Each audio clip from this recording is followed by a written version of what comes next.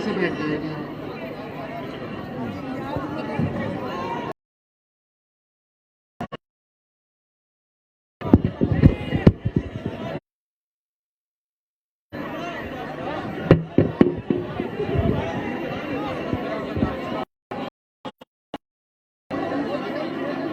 बिस्मिल्लाहिर्रहमानिर्रहीम। अस्सलामु अलैकुम व रहमतुल्लाहि व बरकातहू। हमारे ज़िला सदर हाफिज मुकर्रम साहब, यहाँ के मजलिस इत्तेहादुल मुस्लिमीन के प्रत्याशी उम्मीदवार अनीस साहब, मेरे तमाम मजलिसी रुफ़ा, मुअज़्ज़िज़ हाज़रीन इकराम, बुजुर्गान मिल्लत, मेरी इज़्ज़तदार माँ और बहनों, आप तमाम का बेहद शुक्रिया कि आपने अपना कीमती वक्त निकाल कर आज के मजलिस इत्तेहादुल मुस्लिमीन की इस इलेक्शन की जनसभा में आपने शिरकत की। मैं आपका शुक्रिया अदा करता हूं और चपरोली विधानसभा से मजलिस इत्तेहादुल मुस्लिमीन का उम्मीदवार आपके दरमियान में है। आप ये भी जानते हैं कि उत्तर प्रदेश के विधानसभा के चुनाव में मजलिस इत्तेहादुल मुस्लिमीन भागीदारी परिवर्तन मोर्चा का हिस्सा है और बाबू सिंह कुशवाहा की जन अधिकार पार्टी और दीगर अति पिछड़ा समाज की मुख्तलिफ सियासी पार्टियां ने मिलकर हमने इस परिवर्तन मोर्चा को बनाया है, जिसमें हमने ये तय किया है कि अगर उत्तर प्रदेश और छपरौली की जनता इस अलायंस को अपने आशीर्वाद, अपनी दुआओं और वोट से नवाजेगी तो इंशाअल्लाह ताला पहला मुख्यमंत्री उत्तर प्रदेश का बाबू सिंह कुशवाहा होंगे 2.5 साल के लिए। उसके बाद 2.5 साल के लिए एक दलित समाज से कोई उम्मीदवार होगा और 5 साल में एक डिप्टी चीफ मिनिस्टर अल्पसंख्यक समाज मुसलमान से होगा, 2 पिछड़ा समाज से बनाए जाएंगे। मजलिस की यही लड़ाई है कि अति पिछड़ा समाज हो या सामाजिक न्याय का मसला हो, मजलिस चाहती है कि इस पर तमाम कमजोर तबकात मिलकर, जिसमें अति पिछड़ा समाज हो, अल्पसंख्यक समाज के मुसलमान हो, दलित हो, तमाम कमजोर और दबाए हुए लोगों को मिलकर हमको इस जमहूरी तरीके से अपनी लड़ाई को लड़ना है और अपनी मंजिल मकसूद तक पहुंचना है। और इसके लिए बहुत जरूरी है कि आप लोग मुत्तहिदा तौर पर अपने वोट का इस्तेमाल। आप जानते हैं कि छपरौली विधानसभा में पिछले साल जब कोविड की वेव चल रही थी तो किस तरीके से यहाँ पर जिम्मेदारों को तंग किया गया, उनको परेशान किया गया और उनको बदनाम करने की एक नापाक कोशिश, एक मंसूबा बनाया गया। उस वक्त अगर पूरे भारत में अगर कोई ये कह रहा था कि तबलीगी जमात कोविड के फैलने की जिम्मेदार नहीं है बल्कि उसको बदनाम करने की कोशिश की जा रही है, जो ऐसी तंजीम है जो इखलास की बुनियाद पर काम किया जाता है, तो किसी में हिम्मत नहीं थी, ना समाजवादी पार्टी के नेता में हिम्मत थी, ना आरएलडी ना बसपा के नेताओं में हिम्मत थी कि ये इस ताल्लुक से कुछ कह सके। अगर पूरे मुल्क में कि पूरे उत्तर प्रदेश में अगर किसी ने आवाज उठाई तो उसका नाम असदुद्दीन ओवैसी था, जिसने तबलीगी जमात को बदनाम करने की साजिश की मजम्मत की। चपरोली की आवाम को मैं ये भी बताना चाहूंगा कि जब आप 10 फरवरी के दिन अपने वोट का इस्तेमाल करने जाएंगे तो याद करिए कि जब कोविड की वेव में आप जानते हैं कि 27 दिन में करीब 30 से ज्यादा लोगों की मौतें हुई थी छपरौली विधानसभा में। कहां पे नजर आए मुख्यमंत्री की सरकार या मुख्यमंत्री नजर नहीं आए जब रोज कोई ना कोई छपरौली विधानसभा में एक शख्स मर रहा था कोविड से। उस वक्त सरकार नहीं थी, उस वक्त यहां पर बीजेपी के एडमिनिस्ट्रेशन से कोई नहीं था। आपको ये बात वोट डालने से पहले याद रखनी चाहिए। तीसरी बात जो मैं आपको याद दिलाना चाहता हूं कि छपरौली विधानसभा में 10वीं जमात के बाद यहाँ पर कोई तालीम का, कोई शिक्षा का इंतजाम नहीं है। बताइए कौन सा विकास का काम, कौन सा काम बीजेपी की सरकार ने किया। चौथा, यहाँ पर गवर्नमेंट के कॉलेज की जरूरत है, उसका इनाकिस इंतजाम किया गया। यहाँ पर 13 लाख की आबादी में सिर्फ 24 पब्लिक हेल्थ सेंटर काम करते हैं। बताइए बीजेपी ने कौन सा विकास का काम किया। बीजेपी बड़े बड़े झूठे दावे करती है जो सच्चाई पर मुबन्नी नहीं है। दूसरी जानिब मेरी इज्जतदार माँ और बहनों, मेरे बुजुर्गों, मेरे गयूर नौजवान साथियों, मैं आपको ये बताना जरूरी समझता हूं कि जिन्होंने आपका वोट तो लिया, जिन्होंने सुरक्षा के नाम पर आपसे वोट लिया, जिन्होंने बीजेपी को हराने के नाम पर आपसे वोट लिया, जिन्होंने आपके बच्चों को सुरक्षा और उनकी शिक्षा के नाम पर वोट लिया, बताइए आज जब मसाइब और मुश्किलात के तूफान से हम गुजर रहे थे, ये कहां पर नजर आए। पूछिए समाजवादी पार्टी और आरएलडी के नेताओं से कि CAA के ऊपर आपका क्या बोलना है, तो इनकी जबानें बंद हो जाएंगी। तारीख गवाह है कि भारत की संसद में अगर किसी ने संविधान का हवाला देकर उसको काला कानून करार दिया और CAA के उस कानून की कॉपी को पूरे संसद में अगर किसी ने ये कहकर फाड़ दिया कि जिस तरह गांधी ने उस वक्त के सफेद फाम अफ्रीका की हुकूमत के कानून के खिलाफ इस तरह कानून फाड़ा था, तो सदुद्दीन ओवैसी आपके सामने खड़ा है। मैंने उस CAA कानून को फाड़ कर बताया कि ये काला कानून है जो मजहब के नाम पर भेदभाव करता है। क्या पोजीशन है, क्या कहती है सपा और आरएलडी, इसके पास इनका कोई जवाब नहीं है। ट्रिपल तलाक का गलत कानून मोदी सरकार लेकर आई। पूछिए सपा और आरएलडी से कि आपकी इसके ऊपर क्या राय है, तो जबान खामोश हो जाएगी।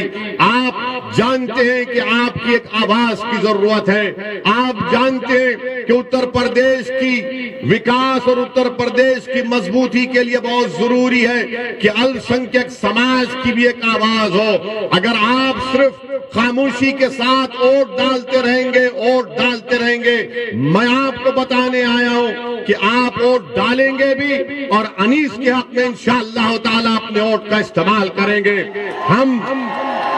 हम सिर्फ वोट डालने वाले नहीं है, वोट हासिल करने वाले भी हैं। आज मैं उन समाजवादी पार्टी में जो बड़े बड़े नेता अपनी जिंदगी गुजार दिए, आज घर में बैठकर रो रहे हैं कि हमको टिकट नहीं दिया गया, हमसे धोखा किया गया, हमसे इंसाफ नहीं किया गया।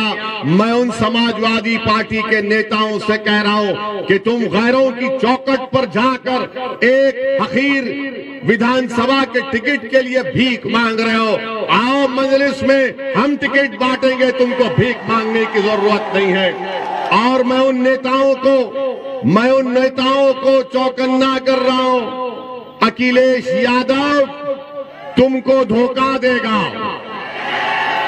अखिलेश यादव जो किसी अल्पसंख्यक समाज के नेता को टिकट नहीं मिला, अखिलेश यादव उसको बुलाकर बोल रहे हैं ये लो लॉलीपॉप और मुंह में चूसते रहो। और लॉलीपॉप अखिलेश यादव क्या दे रहे, बोल रहे हैं कि सरकार आएगी तो तुमको MLC बनाएंगे, सरकार आएगी तो तुमको राज्यसभा भिजा देंगे। अरे राज्यसभा तो प्रोफेसर के मुकद्दर में जिंदगी भर के लिए लिखा है, MLC तुमको नहीं मिलेगा।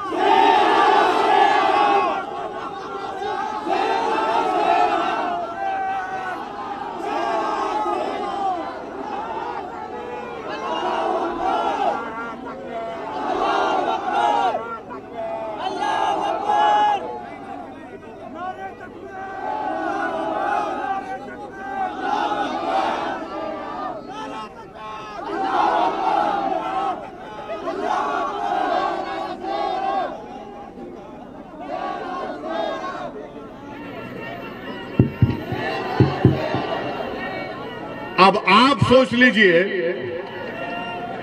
बाबा क्या कहते हैं? विकास किया।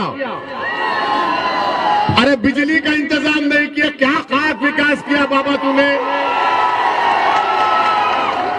बाबा ने तो कुछ किया ही नहीं। बाबा सिर्फ लंबी लंबी छोड़ते अपने उस्ताद की तरह, मोदी जी की तरह। अनिल, बिजली का इंतजाम नहीं। मैं आपसे अर्ज कर रहा था, मैं आपको बता रहा था समाजवादी पार्टी के बारे में, तो मैं समाजवादी पार्टी के नेताओं को कह रहा हूं कि आप अगर घर में बैठ गए तो हमेशा के लिए बैठ जाएंगे। आइए हमारे साथ आ जाइए, हम आपको अपने कंधे पर बिठाकर आपकी राजनीति को इंशाल्लाह चमका देंगे। अखिलेश यादव आपको डुबा देगा और आपकी राजनीति को हमेशा के लिए दी एंड कर देगा, खत्म कर देगा। अब ये इनको सोचना है कि वो क्या करेंगे। तीसरी बात, यहां पर पिछले बार विधानसभा के चुनाव से किसको जिताया था आपने? किसको जिताया था? कौन सी पार्टी का था? अब कहां कूद कर चला गया? कुलाठी कहां मारा? अब उसका जिम्मेदार हम हैं। हमने उसको कहा था कि बेटा कुलाठी मार के मोदी जी के गोद में जाकर चाय पी ले। हमने तो नहीं कहा था ना। अब जयंत चौधरी इस पर क्या बोलेंगे? जयंत चौधरी के पार्टी से ये कूद कर नरेंद्र मोदी और योगी के साथ बैठकर उस पार्टी का प्रत्याशी बनकर यहां पर आया है। आपका वोट जाय होगा, याद रखिए। आपने 2019 के पार्लियामेंट के चुनाव में बीजेपी को वोट दिया आपने? कितनों ने दिया? हाथ उठाओ, डरो मत। कौन जीता यहां से? कौन जीती? हम बोले थे आपको वोट डालने के लिए। आपके वोट की कीमत क्या रही है बताओ? 17 में आपने आरएलडी को वोट दिया, वो बीजेपी में दौड़कर चला गया। 19 में आपने बीजेपी के खिलाफ यहां पर आरएलडी को वोट दिया, तब भी बीजेपी जीती। आपकी जिम्मेदारी नहीं है बीजेपी को सिर्फ हराना, आपकी जिम्मेदारी खुद कामयाब करो और बीजेपी को भी हराओ। हमारे दिमागों में 50 साल से बात डाल दी गई, आप नहीं जीत सकते। मैं आपको मिसाल दे रहा हूं, हाथी होता है ना, तो बचपन से हाथी को एक मामूली सी जंजीर में बंद करके रख दिया जाता है, और जब वो हाथी बड़ा हो जाता है तो हाथी यही समझता कि जंजीर से जकड़ा हुआ हो। मैं आपसे कह रहा हूं, आप बहुत ताकतवर हैं। अल्लाह ने आपको बहुत ताकत दी है, इन जंजीरों को तोड़ो, एक ताकत बनो। आपके मुकद्दर के फैसले आप खुद कर सकते हैं, बशर्ते कि आप अपने फैसलों पर एतमाद करें, बशर्ते कि आप पूरे अल्लाह की जात पर भरोसा करके अनीस के हक में अपने वोट का इस्तेमाल करिए। मैं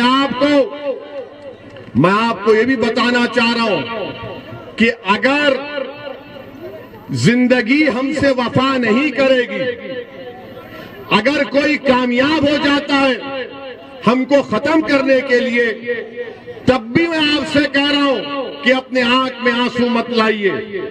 हां, हमारी गाड़ी पर हमला हुआ, 4 गोलियां उन 2 लोगों ने चलाई, मगर अल्लाह जिसको बचाना चाहता उसकी कोई जान नहीं ले सकता। और हमारा तो अटूट इस बात पर ईमान है कि जब तक कुदरत फैसला नहीं करेगी, किसी की इंसान की ना मौत आएगी, जब तक अल्लाह नहीं चाहेगा ना आपकी मौत आएगी, ना कोई आपका रिस्क छीन सकता है, ना कोई आपको बेइज्जत कर सकता है। तो ये तीनों चीजें हम लिखा कर लाते। हमको ये सप्पा आरएलडी मोदी नहीं देते। हम दुनिया में जिंदा हैं तो अल्लाह के रहमो करम पर जिंदा थे, हैं और रहेंगे। गोलियां चलाने वाले वही लोग हैं जिन्होंने महात्मा गांधी को कत्ल किया था। ये 4 गोलियां चलाए हम पर, अल्लाह ने हमको बचाना था, मगर मैं उन लोगों को फिर से कह रहा हूं, मैं मौत से नहीं डरता हूं, इंशाअल्लाह ताला मैं नहीं डरता हूं। मुझे मालूम है कि इन तमाम जितने दुनिया में लोग आते हैं अपनी माँ के पेट में पलकर जब दुनिया में आते हैं तो अल्लाह एक वक्त मुकर्रर कर दिया हर एक का, और हम और आप जाएंगे इस दुनिया से। मगर याद रखो, मैं मौत से नहीं डरता, ना मैं कत्ल करने वालों से डरता हूं, ना तुम्हारी गोलियां मेरी आवाज को दबा सकेंगी, ना तुम्हारी ताकत मुझे तुम्हारे ताल्लुक से डर में खौफ पैदा कर सकेगी। मुझ पर गोलियां क्यों चलाई गई? क्योंकि मैं बीजेपी की आंख में आंख डालकर आप गरीब मजलूम अवाम के हक की बात करता हूं। मुझ पर गोलियां इसलिए चलाई गई, मुझ पर गोलियां इसलिए चलाई गई क्योंकि मैं गरीब आवाम के इंसाफ का मुतालबा करता हूं। मुझ पर गोलियां इसलिए भी चलाई जाएंगी क्योंकि मैं हिस्सेदारी की बात करता हूं। मैं संविधान के दायरे में रहकर जब ये बात करता हूं तो इन जालिमों को पसंद नहीं आता। ये नादान, ये बुज़दिल ये समझते कि ओवैसी की जबान को खत्म कर दिया जाएगा गोलियों से। अरे तुम्हारे में दम है तो मारो गोली। मैं मगर अल्लाह ने फैसला किया कि तुम्हारी गोली से मेरी मौत होगी, तो मैं आपसे कह रहा हूं, आप अपने हर बेटे को, अपनी बेटी को मुझसे ज्यादा काबिल बनाना। अगर एक ओवैसी मरेगा तो तुमको मैं वसीयत करता हूं कि लाखों में तुमको मुझसे ज्यादा ओवैसियों को पैदा करना पड़ेगा। और याद रखो, हम दुनिया में आए तो जाएंगे, मगर अपने बेटों को, अपनी बेटियों को डॉक्टर बनाइए ताकि वो बीमारों का इलाज कर सके। अपने औलाद को जर्नलिस्ट बनाइए ताकि वो जालिम हुक्मरानों से बेबाकी से सवाल कर सके। आप अपनी औलाद को सियासतदान बनाइए, विधायक बनाइए, सांसद बनाइए, जिला परिषद में लेकर जाइए, चेयरमैन बनाइए, लड़िए। याद रखिए, जो ये चिड़िया होती है ना, जो आसमानों में उड़ती है, क्या वो अपने घोंसले में उड़ती है या बाहर निकलकर उड़ती है?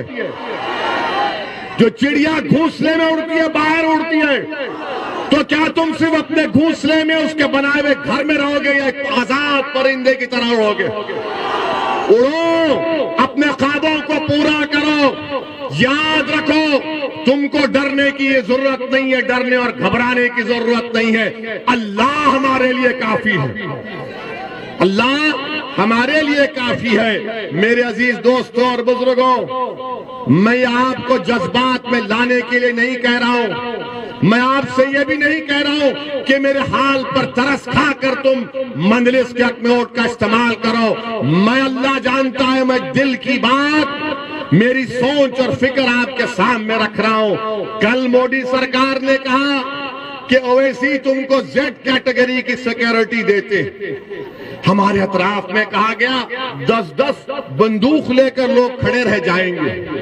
हमने कहा, हम जब से राजनीति में आए हमने कभी सिक्योरिटी नहीं ली और न कभी लेंगे, इंशाअल्लाह ताला नहीं लेंगे, क्योंकि मेरा मानना यह है कि छपरोली की विधानसभा के लोगों को अगर उनकी जान का तहफ्फुज़ होगा, आपको सुरक्षा मिलेगी तो मुझे भी सुरक्षा मिलेगी।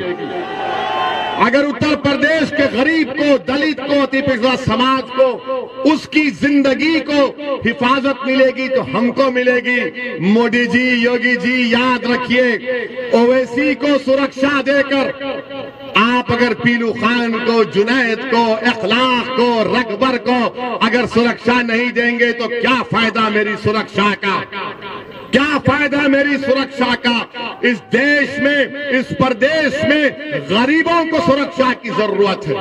और योगी आदित्यनाथ का बड़ा बुलंद बांग दावा कि हमने क्राइम को खत्म कर दिया।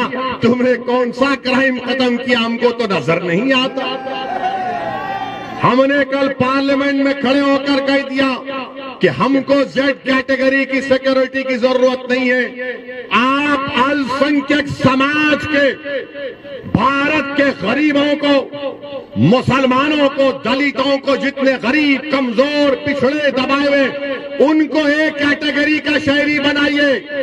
आज ये तमाम समाज नीचे तक आ चुका है, जेड कैटेगरी में आ गया है। मुझे सिक्योरिटी की जरूरत नहीं है, मुझे हिस्सा चाहिए। मेरी लड़ाई हिस्सेदारी की है, मेरी लड़ाई लड़ाई हिस्सेदारी की है। छपरौली में स्कूल होना चाहिए, छपरौली में अस्पताल होना चाहिए, ये हमारी लड़ाई है। मेरी आपसे अपील है कि आप इस लड़ाई में, हिस्सेदारी की लड़ाई में हमारा साथ दीजिए और 10 तारीख के दिन पतंग के निशान पर आप पूरे एतमाद के साथ यहां पर मजलिस को कामयाब करिए।